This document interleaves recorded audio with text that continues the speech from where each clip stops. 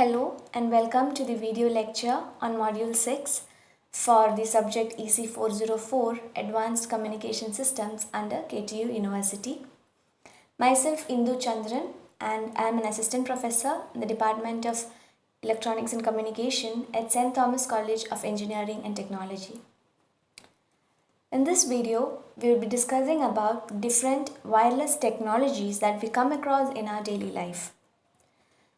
For the same reason, I believe this video would be quite interesting plus informative to you. We'll be looking at these important topics in the video. HSCSD, which stands for High Speed Circuit Switched Data. GPRS, which is very common to us, which stands for General Packet Radio Service. Edge technology, Enhanced Data Rate for GSM Evolution. UWB, Ultra Wideband. DECT, which stands for Digitally Enhanced Codeless Telecommunication. PTT, Push to Talk, and Mobile IP. So in this video, I'll be covering the first 4 topics and the next 2 will be covered in the next video. Next 3, I'm sorry. So let's move on. If you recall from our last previous video lecture, we had discussed about the GSM architecture. Now, a base of this GSM architecture is very important to discuss the other wireless technologies which have evolved after the GSM technology. So basically, when we recap, GSM or Global System for Mobile was developed for voice communication mainly. And this was achieved through the use of a SIM card which stores the subscriber information and which is transmitted over the network. And here the architecture for a GSM is shown, and this is taken from the previous video lecture. So you can see you have a mobile station, that is, it's being divided into 3 major sections if you remember: base station subsystem, network switching subsystem, and the operation support subsystem. So in base station subsystem, you have BTS and BSC, base transceiver station and the base station controller. So the mobile station or the mobile user directly communicates with the BTS, and you have many BTS connected to a single BSC. From the BSC, the connection goes to MSC, and from the MSC to the PSTN or the ISDN services. Now this is a general GSM architecture from which we are going to derive the next set of technologies. So please keep this architecture in your mind, so it becomes easy for you all to understand when I start talking about the GPRS, Edge, and the other technologies as well. So the first technology which we are going to discuss is high speed circuit, sorry, there's a spelling mistake. It's circuit switched data, HSCSD. This technology is a new high-speed implementation of GSM. It's nothing but the GSM technology itself, but compared to the previously discussed GSM concept, through this technology you can acquire a little or a higher speed, and this HSCSD supports a data transfer of around 57.6 kilobits per second, which is almost 4 times faster than the GSM technology. So high speed circuit switch data is a 2.5 standard. So after GSM, as we all know, it is a 2G standard or second generation standard. So after second generation, we aimed at 2.5G, and this HSCSD is a 2.5 standard. GSM is a 2G standard, whereas HSCSD is a 2.5G standard. Now, what is the main difference between a GSM and a HSCSD is, though the architecture remains the same, here in HSCSD, multiple time slots are allocated to a single user. How was it for a GSM network? In a GSM, if you remember, single slot was allocated to each user and the data rate for a GSM was 9.6 kilobits per second.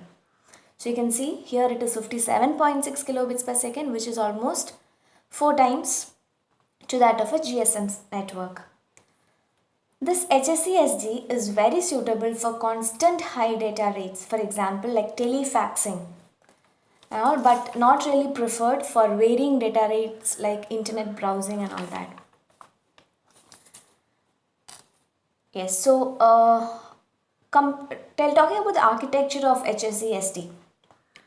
If you compare it with GSM, as I told you, the architecture remains the same. As you can see in the figure, you have a mobile station, you have a BTS, you have a BSC, and you have a MSC.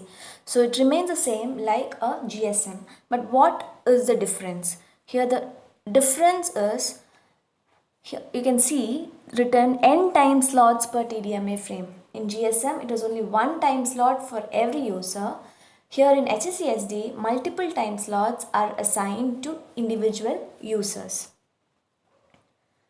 So due to this reason, it is possible for us to get a better data rate of 57.6 kilobits per second. So that is it about high speed circuit switch data. Now, what comes next? From 2G, we have reached 2.5G, right? With a better data rate. Nothing quite different, but a better data rate and multiple frames for every user. Now, what next? We would certainly aim at 3G, right? But before that, you have one more 2.5G technology to overcome few drawbacks of this HSC-SD technology, which is nothing but our very familiar GPRS technology. Now if you compare HSC-SD and GPRS, we can say that HSC-SD has an advantage over GPRS. What is it? HSC-SD has a dedicated channel for communication. So a dedicated channel will always guarantee us quality of service, right? So because of this dedicated circuit switched communication, HSC-SD offers better quality of service than the GPRS. And if you remember, HSC-SD is a circuit, from the name itself, it is a circuit switched technology, whereas GPRS, from its name, it is General Packet Radio Service. So which means it is a packet switched technology. So you have a packet switch network where data is sent in the form of packets. The other one is circuit switched, where you have a dedicated channel being allocated. Of course, we can say that HSC-SD would have a better quality of service. But if you think, or if you might have come across a GPRS very often, right? But you might have not heard about HSC-SD at all. Why is that so? I said HSC-SD has an advantage over GPRS, but still GPRS is most popular. What could be the reason for that? The reason is GPRS being packet switched, it is more bandwidth efficient and inexpensive compared to the HSC-SD. Why do you think HSC-SD is expensive? Because it need to have a dedicated channel, which makes it expensive. Whereas for a GPRS, it's packet switched, and the packet switched, when you transmit it in the form of packets, every single packet is independent of the other packet, and they provided proper sequence numbers, and which helps them to be recovered at the receiver or received properly in the same way as it was transmitted. Now, so GPRS is most popular because of its bandwidth efficiency, and it is inexpensive.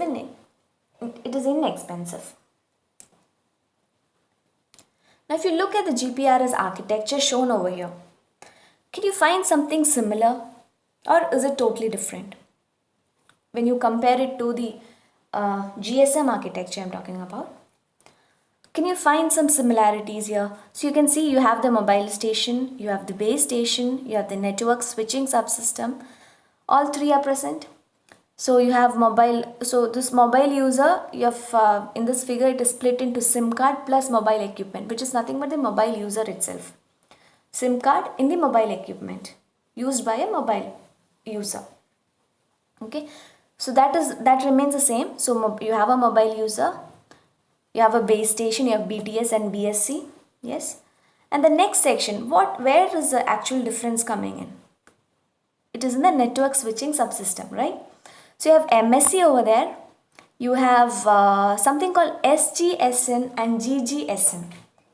Apart from that, all these HLR, home location register, then you have visitor location register, VLR, and you have EIR, equipment identification register, and you have this authentication control as well, right? So the top part remains the same, whereas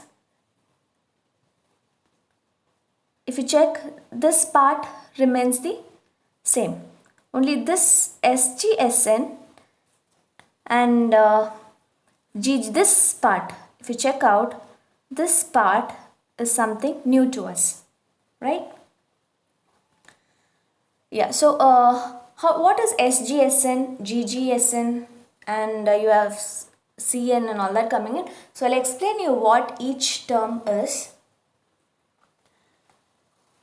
So initially I can say that communication is happening from the mobile station to the base station, and then you have the network switching subsystem, where for voice you can take up the top path MSC and then to PSTN. But what is the difference? GPRS is considered to be the first data providing technology. Initially we only had voice, so here you have data plus voice. So voice, automatically you can use a top layer, but then what about data? How is data being transmitted over the network? We all know it is packet switch, so it is sent in the form of packets.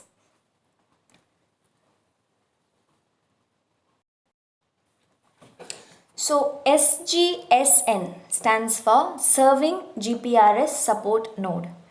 So as the packet reaches from the BSC to SGSN, what happens is this SGSN is responsible for authentication of the GPRS mobiles, registering the mobiles onto network, mobility management, and collecting information on charging for the use of air interface. You can see interfaces here. So for every interface there will be some amount to be paid. Okay, so in this architecture, if you look at so SGSN from the BSC to the SGSN, and from SGSN to GGSN. So GGSN stands for Gateway GPRS Support Node.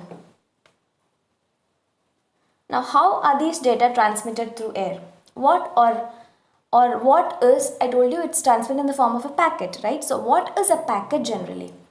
A packet is nothing but some amount of data is being provided with header and a trailer, right? That is, the source address and the destination address need to be added, or the data, whatever you have to transmit, is being split into packets, and each packet is assigned source address and destination address before it is being transmitted. Not only that, they're also added with the error correction bits, so that if any error occurs in the channel, then that could be corrected once received. So that is a packet. So when you transmit data in the form of a packet, you cannot change the length of a packet. Why is that so?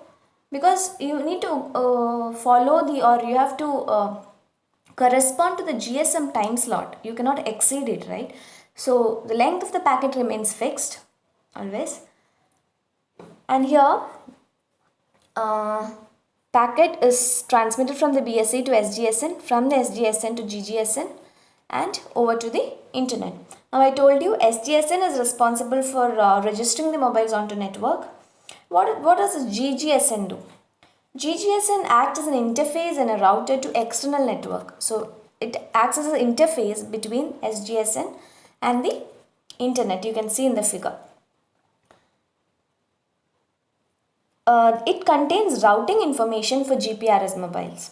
The routing information is contained in the GGSN, which is used to tunnel the packets through the IP-based internet backbone to the correct serving GPRS support node. That is, it tunnels the packets or it routes the packet to the correct server. Okay, so here, what is a major change from the GSM? This which I have marked over here, this is the extra block which has come in.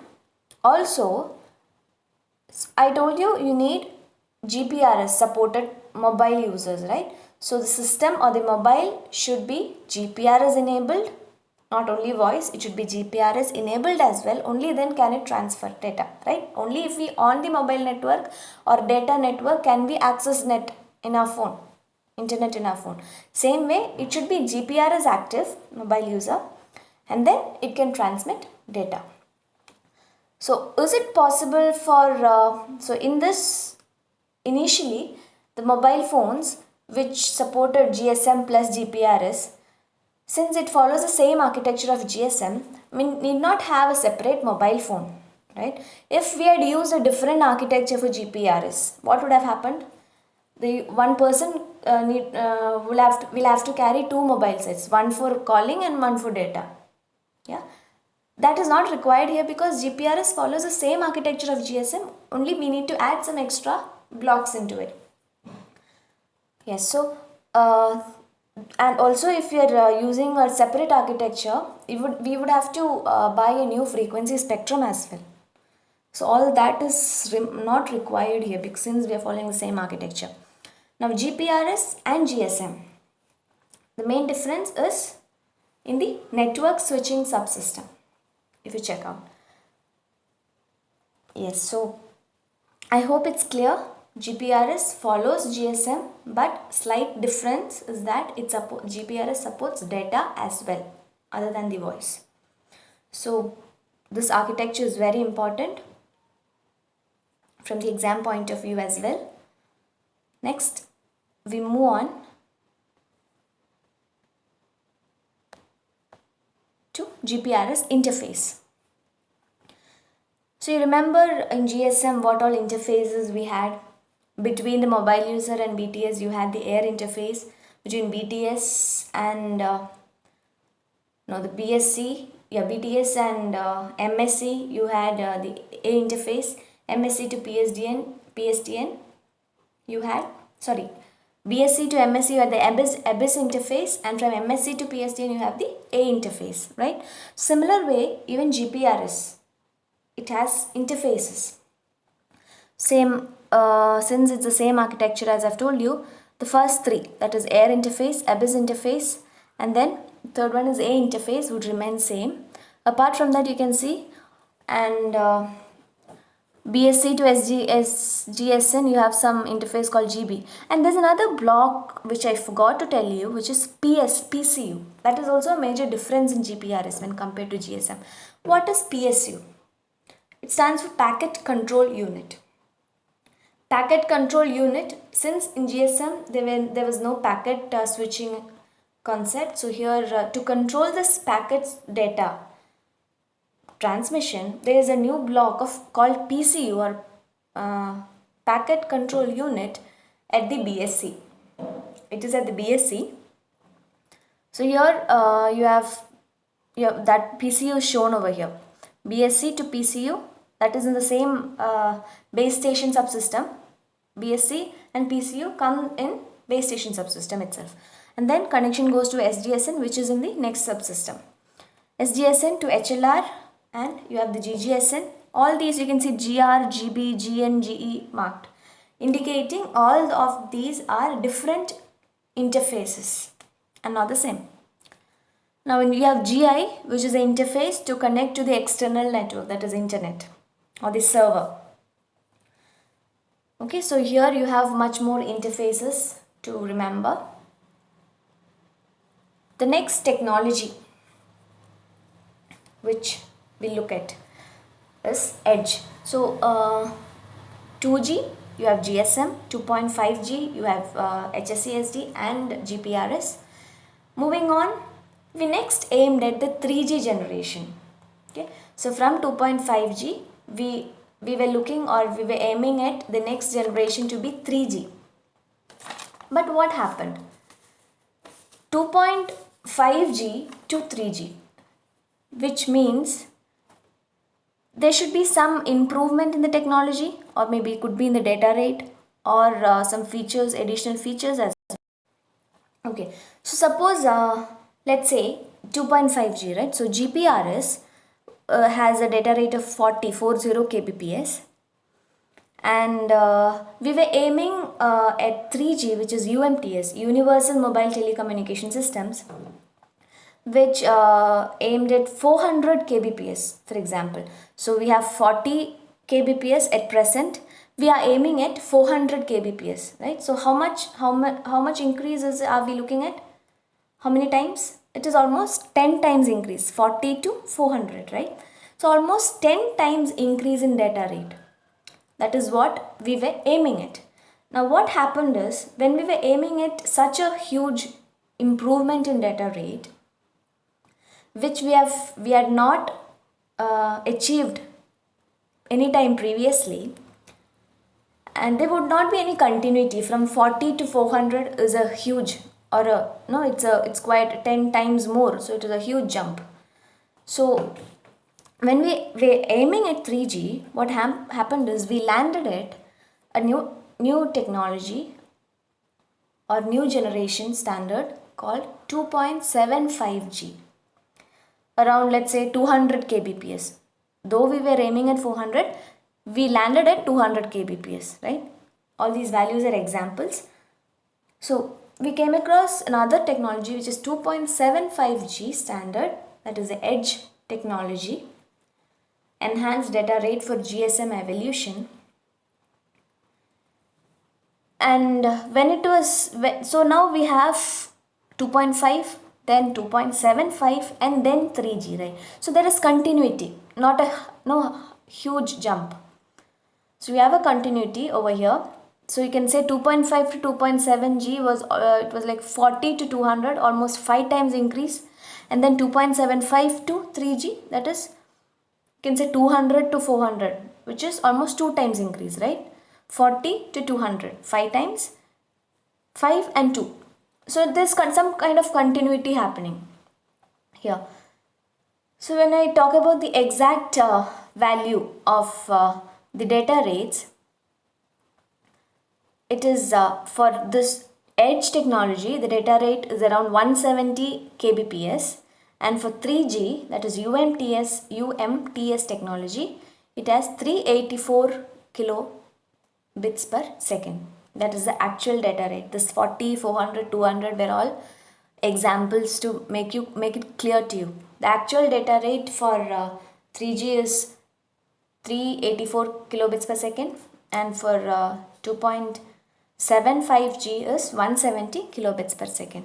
And also, if you compare GSM and GPRS, both the techniques used a modulation technique called GMSK, M-Memory Shift Keying technique, where only one bit was transmitted at a time. Now here in Edge, the modulation technique is changed. We preferred 8-bit PSK. So 8-bit PSK, 8 is nothing but 2 raised to 3. So you can, here in Edge technology, we can transmit 3 bits at a time compared to GSM and GPRS, which means a better data rate is possible there. Yeah. So better continuity, and 3 bits could be transmitted at a time. That is the difference between 2.5G and 2.75G. The modulation scheme is changed from GMSK, that is M-Memory shift keying, to 8PSK. So because of the change in modulation technique, from 1 bit at a time, we could move on to 3 bits at a time. Yeah, this is edge technology. The next technology is ultra wideband technology. Ultra wideband technology, from the name ultra wideband, this technology occupies a very wide bandwidth. Very wide bandwidth. So when you talk about high bandwidth, you might wonder if it might interfere with the other technologies in frequency. But that does not happen because ultra wideband maintains a very low spectral density. Because its spectral density is low, it is interference free, but the drawback is it is limited to a very shorter distance. You can say data rate of up to 100 Mbps could be achieved, but within 10-meter radius. So distance was very short, or it covered short distances. And talking about ultra wideband technology,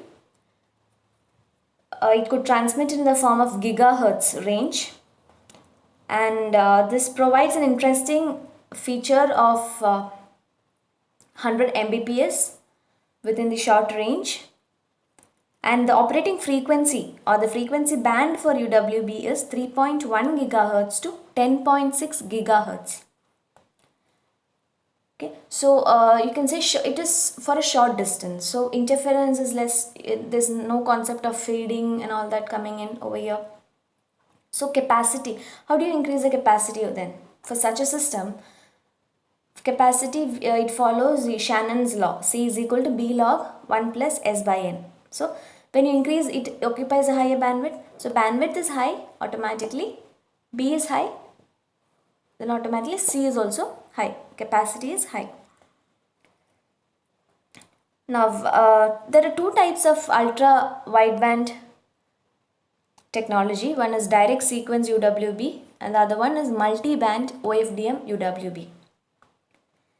The first one is direct sequence or carrier free direct sequence ultra wideband technology. The first one, in this technology, data is transmitted in the form of set of impulses. Very short duration pulses are transmitted, and in view of this very short duration of the pulses, spectrum of the signal occupies a very wide bandwidth. That is one technique. And the other one is use of OFDM concept. Spreading the signal over the bandwidth using OFDM, where orthogonal carriers are being used so that they don't mix up as long as the signals are orthogonal to each other. OFDM is already covered in the previous class. So this ultra wideband technology is a revolutionary wireless technology that enables data to be transmitted at a speed well in excess of 100 Mbps actually. And in view of its capabilities, it is likely, there is a possibility that it can become a major presence in the wireless communication in the future. And this direct sequence ultra wideband technology is also referred to as, since we are transmitting data in the form of impulses, it's also called as impulse baseband or zero carrier technology. Impulse technology or baseband technology or zero carrier technology. So major points for ultra wideband is it occupies greater bandwidth but low power density. So the coverage area is very less. What could be the application for ultra wideband, if you think? See, one main application which you can easily relate is, suppose a huge industry where there are a lot of workers doing their jobs, and to track these people and the workers and the process, what's happening, mainly for security issues. Okay, so factories and all, so very I'm not talking about the smaller ones, very huge factories where there'll be a lot of labor going on.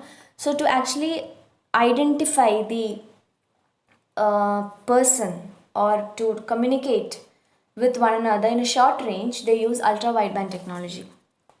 That is one major application where for security and for short distance communications. The next will be in the next video we'll be covering the DECT, PTT, and the mobile IP. So thank you for watching the video. I hope all the technology so far what you've discussed is clear to you. We had gone through 2G, 2.5G, 2.75G, and little bit of 3G as well. So the major difference if you check out is every time the data rate keeps on increasing over here with enhancement in technology. I hope you've enjoyed the video. Thank you for watching, and see you soon in the next video.